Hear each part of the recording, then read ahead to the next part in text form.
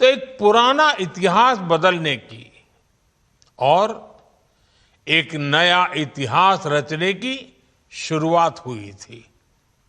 दशकों तक हमारे देश की जनता, आप सभी लोग, देश के व्यापारी अलग अलग टैक्स के जाल में उलझे हुए थे।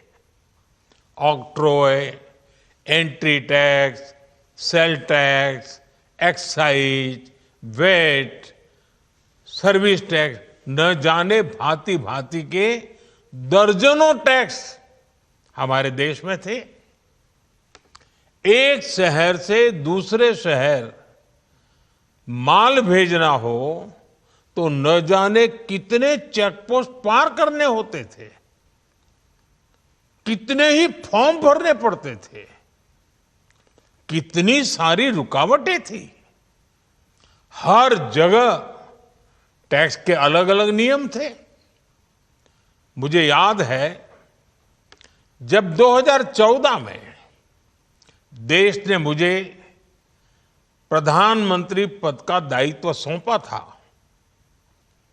तब उसी शुरुआत के दौर में एक विदेशी अखबार में एक दिलचस्प उदाहरण छपा था। उसमें एक कंपनी की मुश्किलों का जिक्र था।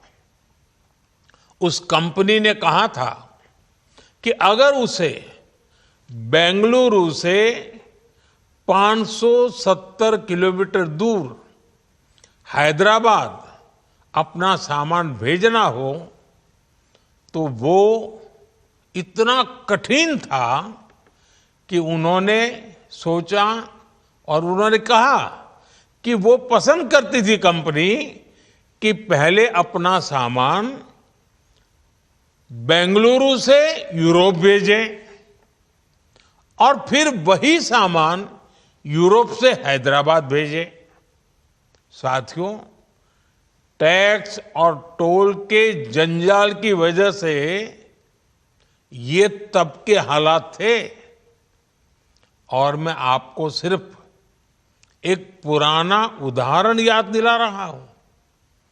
तब ऐसी लाखों कंपनियों को, लाखों करोड़ों देशवासियों को अलग अलग तरह के टैक्स के जाल की वजह से हर रोज परेशानी होती थी। सामान को एक शहर से दूसरे शहर पहुंचने के बीच जो खर्च बढ़ता था वो भी गरीब को उठाना पड़ता था। आप जैसे ग्राहकों से वसूला जाता था। साथियों, देश को इस स्थिति से निकालना बहुत जरूरी था।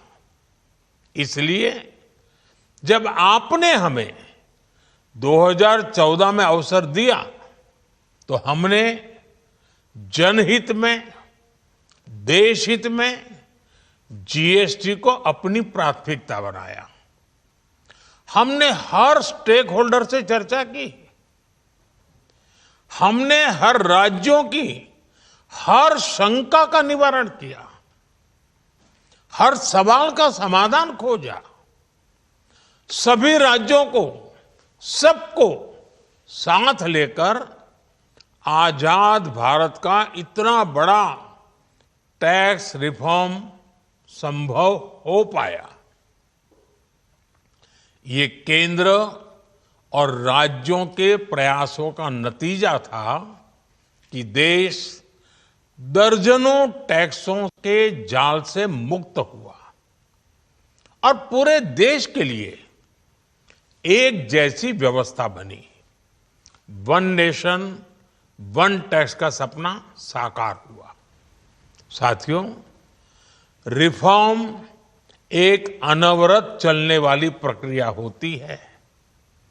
जब समय बदलता है, देश की जरूरत बदलती है, तो नेक्स्ट जनरेशन रिफॉर्म भी उतने ही आवश्यक होते हैं। इसलिए देश की वर्तमान जरूरतों और भविष्य के सपनों को देखते हुए जीएसटी के ये नए रिफॉर्म्स लागू हो रहे हैं। नए स्वरूप में मुख्य रूप से अब सिर्फ 5% और 18% के ही टैक्स स्लैब रहेंगे। इसका मतलब है रोजमर्रा के इस्तेमाल की ज्यादातर चीजें और सस्ती हो जाएगी। खाने पीने का सामान, दवाइयाँ, साबुन, ब्रश, पेस्ट, स्वास्थ्य और जीवन बीमा, ऐसे अनेकों सामान, अनेकों सेवाएं या तो टैक्स फ्री होगी या फिर केवल 5% टैक्स देना होगा। जिन सामानों पर पहले 12% टैक्स लगा करता था, उसमें से 99% यानी करीब करीब 100 के निकट 99% चीजें अब 5% टैक्स के दायरे में आ गई है। साथियों, पिछले 11 साल में देश में 25 करोड़ लोगों ने गरीबी को हराया है, गरीबी को परास्त किया है और गरीबी से बाहर निकल करके 25 करोड़ का एक बहुत बड़ा समूह नियो मिडिल क्लास के रूप में आज देश के अंदर बहुत बड़ी भूमिका अदा कर रहा है। इस नियो मिडिल क्लास की अपनी एस्पिरेशंस हैं, अपने सपने हैं। इस साल सरकार ने 12 लाख रुपए तक की इनकम को टैक्स फ्री करके एक उपहार दिया और स्वाभाविक है जब 12 लाख रुपयों का इनकम टैक्स में राहत हो जाए तो मध्यम वर्ग के जीवन में तो कितना बड़ा बदलाव आता है, कितनी सरलता सुविधा हो जाती है। और अब गरीबों की भी बारी है, नियो मिडिल क्लास की बारी है। अब गरीब को, नियो मिडिल क्लास को एक तरह से डबल बोनांजा मिल रहा है।